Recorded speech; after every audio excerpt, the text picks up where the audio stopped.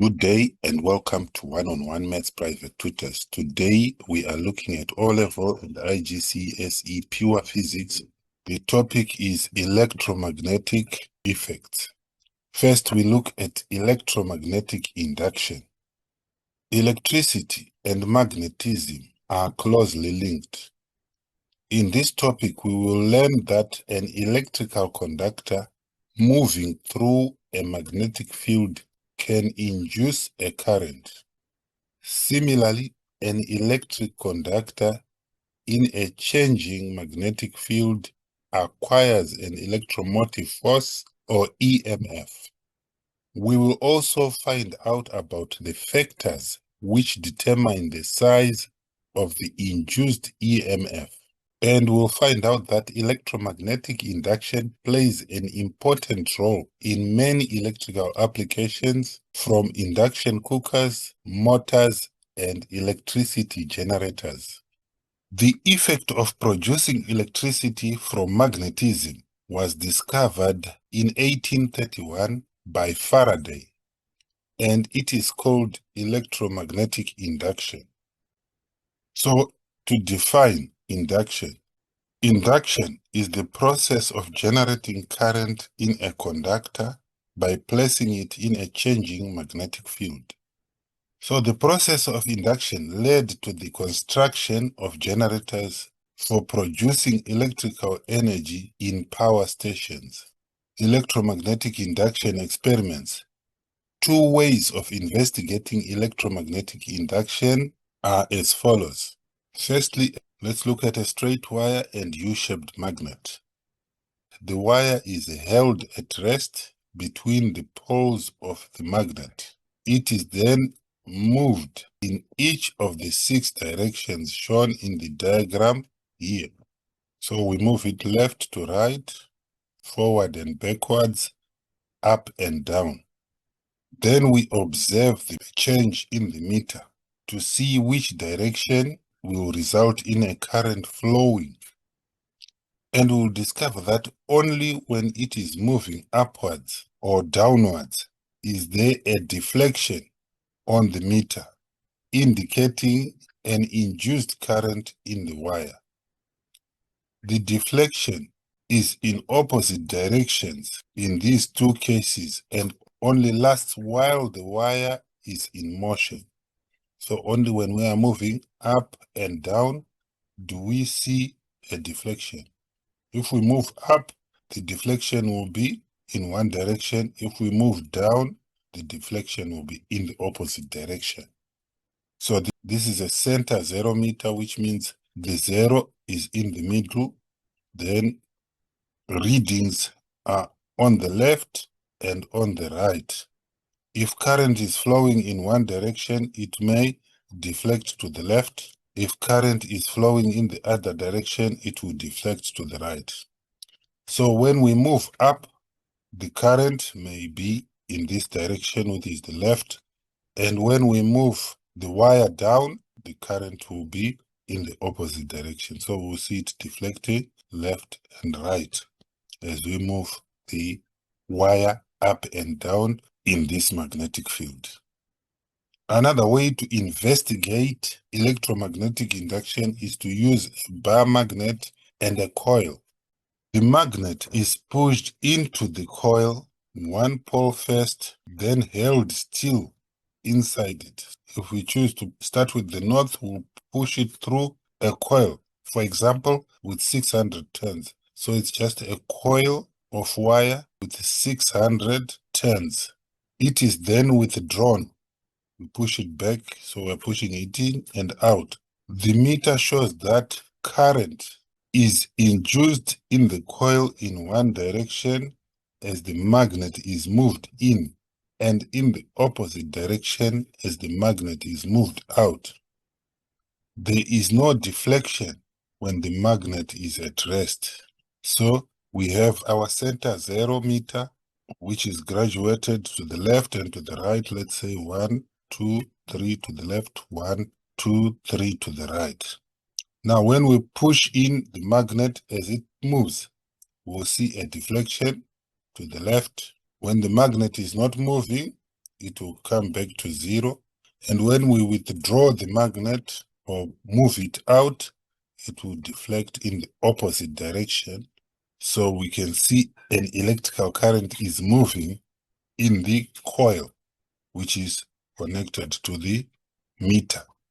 The results are the same if the coil is moved instead of the magnet. So we may move the coil and the magnet is stationary. We will see the deflection being the same. So we can say only a relative motion is needed.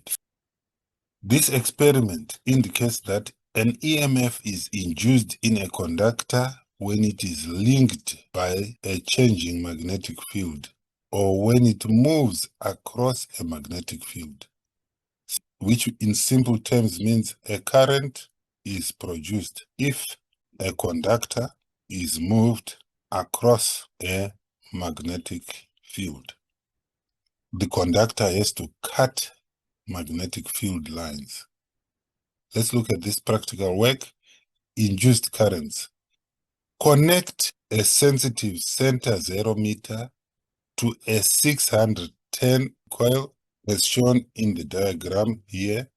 Record the values and direction of the current detected by the meter when you move the magnet first towards the coil and then away from the coil. Try moving the magnet faster, then record your results again. Repeat the procedure by moving the coil instead of the magnet. Factors affecting the size of an induced EMF. To explain electromagnetic induction, Faraday suggested that an EMF is induced in a conductor whenever it cuts magnetic field lines, that is, moves across them, but not when it moves along them or is at rest. If the conductor forms part of a complete circuit, an induced current is also produced. Faraday identified 3 factors affecting the magnitude of an EMF, and it can be shown with the apparatus here.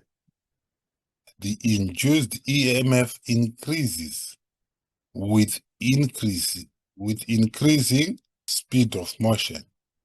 So if you move the magnet faster, the current becomes larger. Or if you move the coil faster, the current becomes larger. Induced EMF also increases if the number of turns on the coil increase. So the more turns on the coil, the larger the EMF. Also, the induced EMF increases if the magnet is stronger. So the strength of the magnet also determines the size of the induced EMF. These factors led him to state that the size of the induced EMF is directly proportional to the rate at which the conductor cuts magnetic field lines. So, to summarize, we can say magnitude of an induced EMF increases with increases of the rate of change of the magnetic field or the rate of cutting of magnetic field lines, and the number of turns on the coil. The direction of the induced EMF. The direction of an induced EMF opposes the change causing it. In the diagram here, the magnet approaches the coil north pole first. According to Lenz's law, the induced EMF and resulting current flow should be in a direction that makes the coil behave like a magnet, with its top a north pole. The downward motion of the magnet will be the opposite, since like poles repel. So when we move the magnet downwards, this end will be the north pole. When we move the magnet up, this end becomes the south pole. So this coil will now behave like a magnet. To define Lenz's law, we can say the effect of the current produced by an induced EMF is opposite to the change producing it. When the magnet is withdrawn, the top of the coil should become a south pole. So when we move the magnet out of the coil, this end of the coil will become the south pole and attract the north pole of the magnet, so hindering its removal. The induced EMF and current are therefore in the opposite direction to that when the magnet approaches. So we can see if we drop this, this becomes a north pole and it will have an effect of repelling this magnet. So it is opposite and the current will flow in one direction, which will be shown as a deflection. And when we remove the magnet, this end of the coil behaves as a south pole and opposes this motion by attracting the north pole.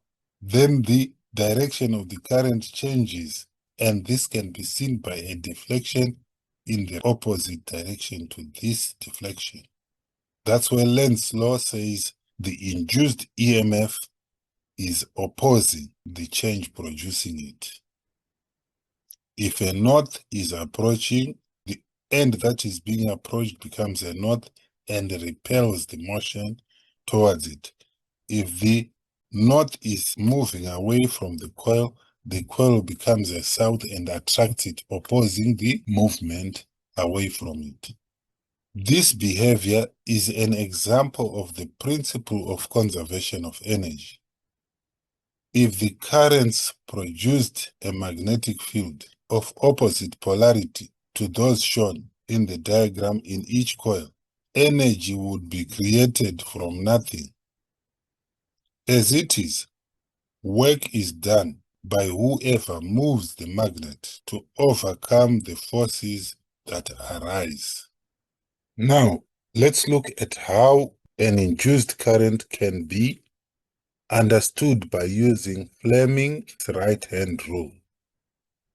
For a straight wire moving at right angles to a magnetic field, which is a straight wire cutting across magnetic field lines, the direction of the induced current can be found from Fleming's right-hand rule, which is the dynamo rule. A dynamo is a device that converts kinetic energy to electrical energy. Now, Fleming's right-hand rule says, hold the thumb and the first two fingers of the right hand at right angles to each other. So the thumb and the first finger are at right angles, with the first finger pointing in the direction of the field and the thumb in the direction of the motion of the wire. Then the second finger, which is this one, will give the direction of the induced current. So first finger, the F will represent field lines, thumb, the M will represent motion of the wire, then second finger, the C will represent the current. Note that the direction of motion represents the direction in which the force acts on the conductor. So these fingers are placed in perpendicular directions. This is 90 degrees, this is 90 degrees, and this is 90 degrees in 3D. Let's illustrate that with an animation. Now, we can use a U magnet. Field lines move from north to south. So this is the direction of the magnetic field lines, from north to south. Now we put our wire perpendicular to the field lines. Now we can see our wire is cutting the field lines as we move it up and down.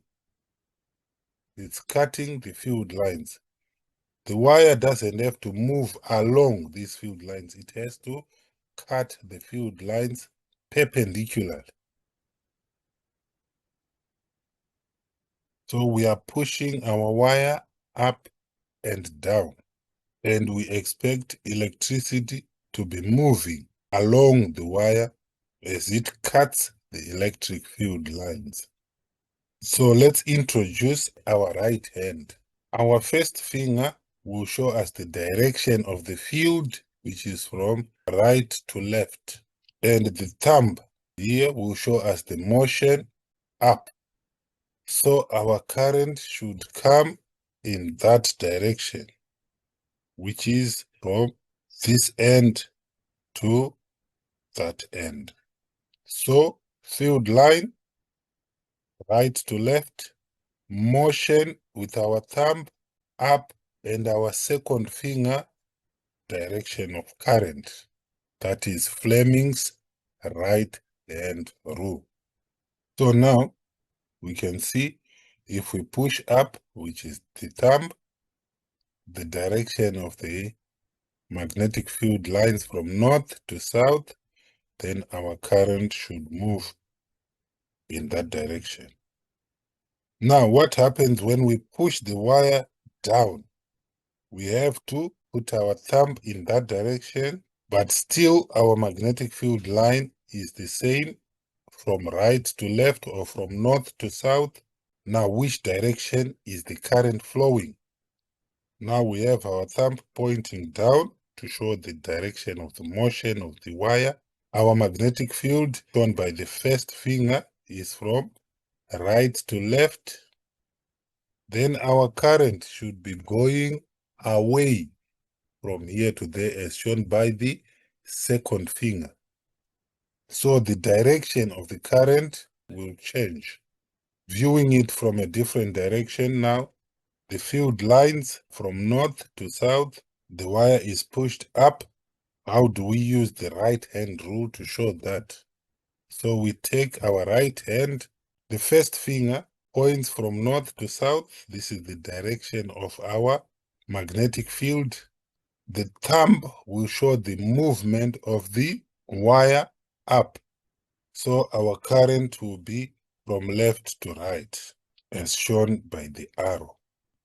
So to define Fleming's right-hand rule or dynamo rule, Fleming's right-hand rule is used to show the relative directions of force, field, and induced current when the thumb and first two fingers of the right hand are held at right angles to each other, with the first finger pointing in the direction of the magnetic field and the thumb in the direction of the motion of the wire. Then the second finger points in the direction of the induced current. Now let's look at typical examination question. Fig 8.1 shows a bar magnet suspended by a spring over a coil. So this is a bar magnet, this is the coil, this is a spring that is holding the bar magnet. The coil is connected to a sensitive center zero millivoltmeter. So this is a sensitive center zero millivoltmeter. The lower end of the magnet is pushed down into the upper end of the coil and held at rest. During the movement, an EMF is induced in the coil.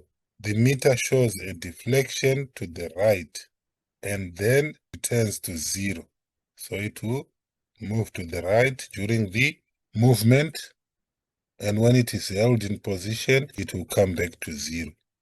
Explain why this EMF is induced.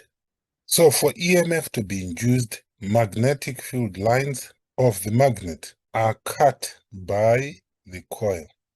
So as the magnet moves, the field lines are cut by the coil or the wire in the coil. State what happens to the needle of the meter when the magnet is released from rest and is pulled up by the spring. When we were pulling down, the magnet deflected to the right.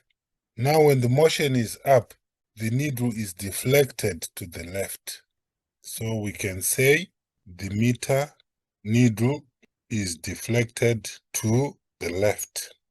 The magnet continues to oscillate up and down, moving in and out of the coil with each oscillation. So what happens to the needle of the meter? if the magnet continues to oscillate up and down. So it will deflect in either direction. When it moves down, it will deflect to the right. When it moves up, it will deflect to the left.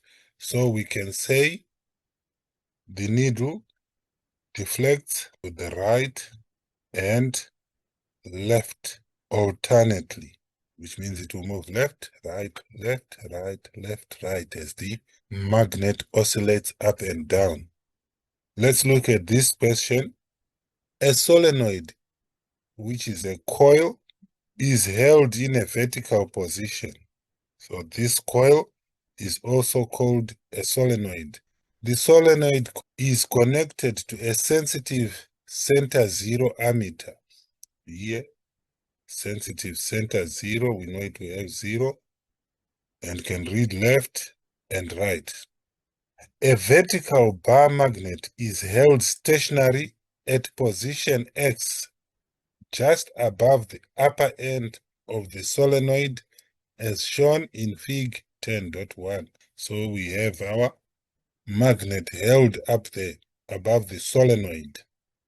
The magnet is released and it falls through the solenoid. During the initial stage of the fall, the sensitive meter shows a small deflection to the left. Explain why the ammeter shows a deflection.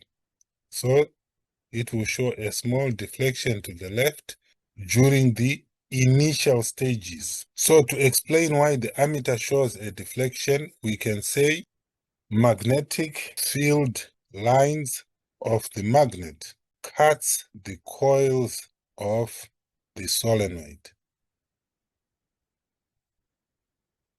So whenever magnetic field lines cut across wires, an EMF or current is induced in the wires.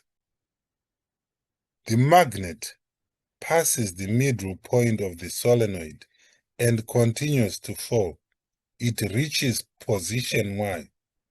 So the magnet falls through the solenoid up to position Y there. Describe and explain what is observed on the ammeter as the magnet falls from the middle point of the solenoid to position Y. Now, this is a 4-mark question and we have to be careful. Let's look at the theory of what happens when a bar magnet is dropped through a solenoid or a coil. When a bar magnet is dropped through a solenoid connected to a center-sensitive meter, the needle deflects in opposite direction in 2 distinct phases due to electromagnetic induction. The meter deflects to one side, let's say to the left. The reason is that as the north pole of the magnet moves into the solenoid induces a current that creates a magnetic field opposing this increase. The top of the solenoid becomes a north pole. So we have our coil there. We are dropping a north pole in. Then this end also becomes a north pole to repel the incoming magnet. This induced current drives the meter in one direction.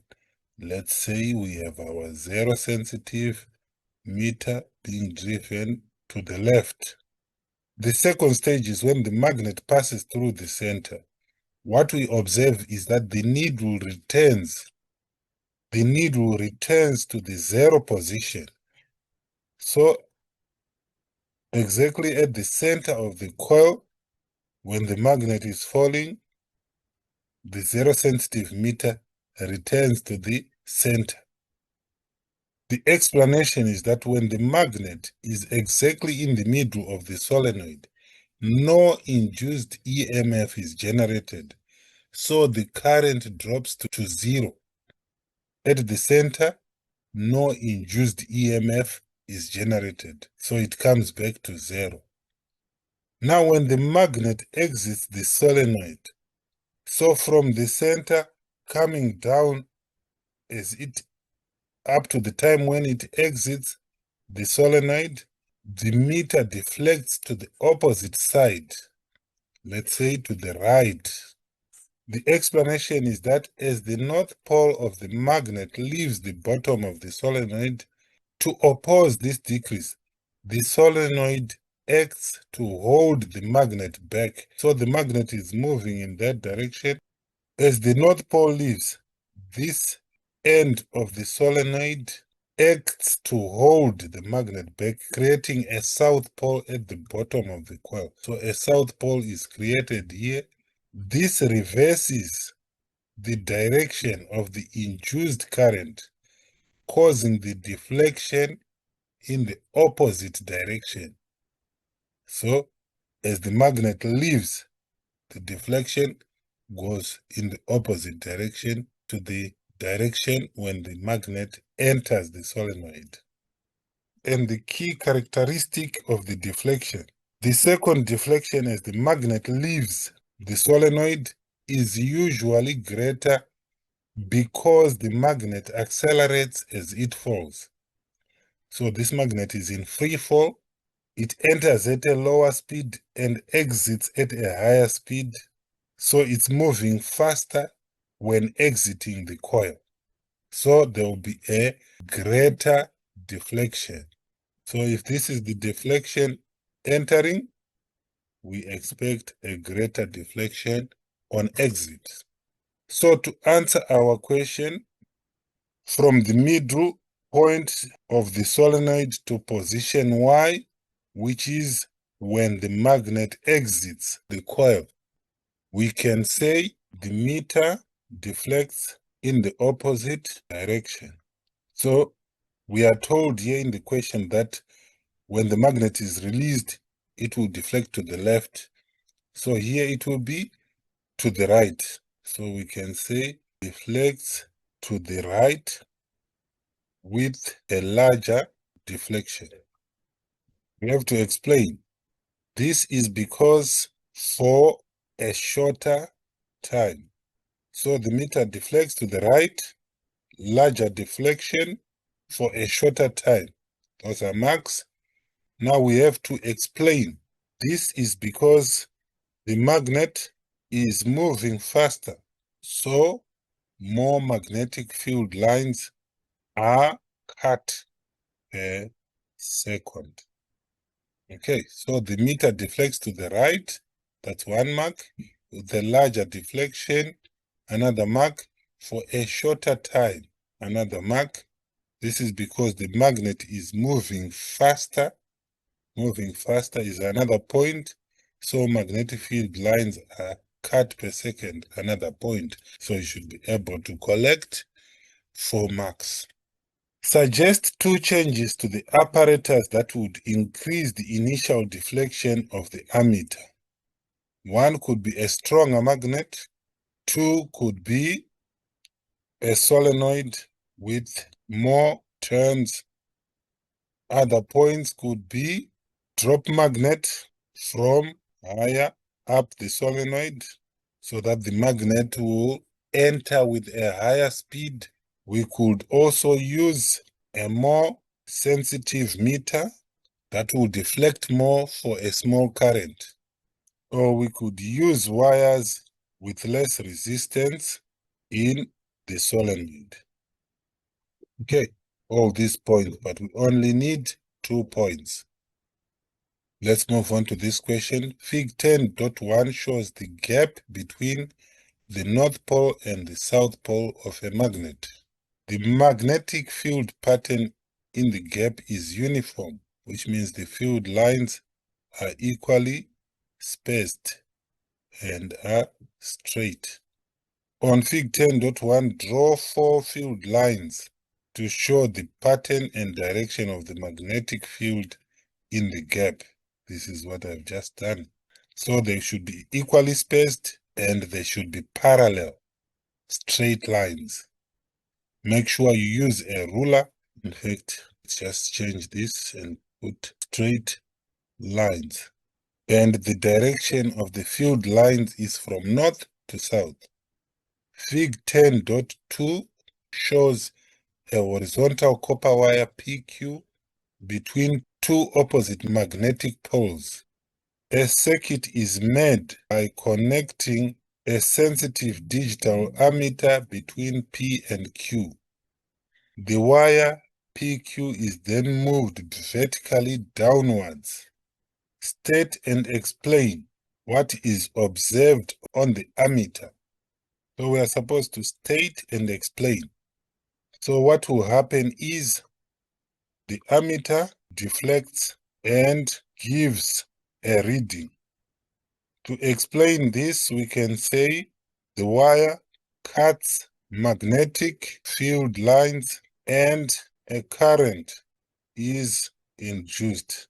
State what is observed on the meter when PQ is moved vertically downwards at a greater speed. We will have a larger deflection on the ammeter. Then vertically upwards at the same speed as in 1. So we have the same size of deflection in the opposite direction. And with that, we come to the end of the section. Thank you.